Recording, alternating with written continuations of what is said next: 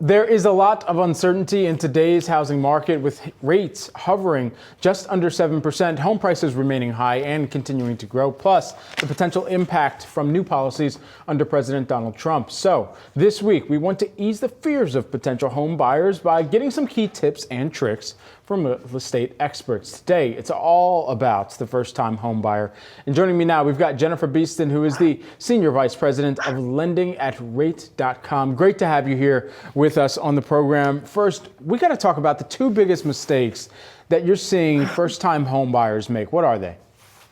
So the two biggest mistakes are they just jump in. They go, I want to buy a house, and they start looking at houses. You really need to make sure you're doing a budget and you know what you can afford before you jump in. The second biggest mistake is they are not vetting experts. So they're just going with, oh, I met this person at an open house. They're nice. Oh, they told me to use this lender. And that can really affect what you pay for the house as well as your experience. Those are the two biggest mistakes I consistently see across America. Okay, and so what are the things that people should do before they start looking for houses? Number one, sit down and take the time to really dream about what this house is. Why are you buying it? Are you buying it because you want acreage to grow your own food? Is it to stay in a school district? What is your main driver? Start there, because that's going to be your touchstone. The next thing is, how much can you comfortably afford to pay? And that's going to be for your principal, your interest, your mortgage insurance, if you have it, property taxes and insurance. And then do a budget. And lastly, get a fully underwritten pre-approval from a lender, and make sure you're working with someone that's going to ask you the tough questions like, hey, your debt to income's really high here. Are you sure you can afford this? Really having those conversations is so key. Absolutely. And so for the first-time home buyers that are out there, before they perhaps go even see homes, what are your three tips for those first-time home buyers?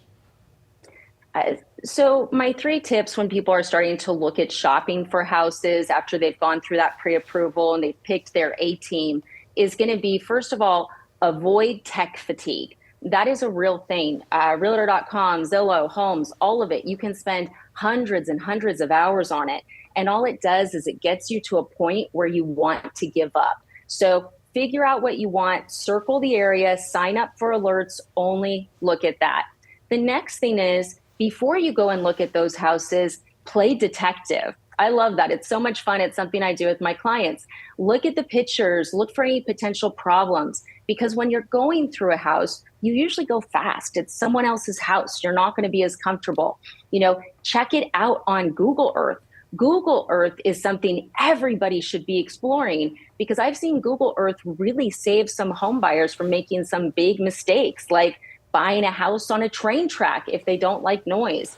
And thirdly, get a homeowner's insurance quote. The unfortunate reality of 2025 is that homeowners insurance across America has soared, and it can really make home ownership unaffordable. So we really want to make sure you're going to be in that range before you start shopping. Yeah, love trains, grew up playing with Thomas the Tank Engine, but wouldn't want to live right next to the track here. Sounds a little disruptive for sleep. Just lastly, while we have you, one of the things that you mentioned a moment ago, insurability of your home. What is the calculus that homeowners and potential buyers should be taking into account when they're looking at properties about the insurability of that home? That's a great question, and it's something every home buyer should be considering right now. What I need to tell you is that if you go to the big websites, we're all on them. I live on Zillow, right? The insurance quotes are wrong. So it's like, what I advise to buyers is find a house that you like, call an insurance company and say, hey, I'm thinking about writing an offer on this house, but I need to make sure it fits within my budget. The reason I say this is there's parts of Florida, for example, where a $400,000 house, the insurance will be $15,000 a year. But if they buy a different house, it may be less. Do I have concerns about insurability overall?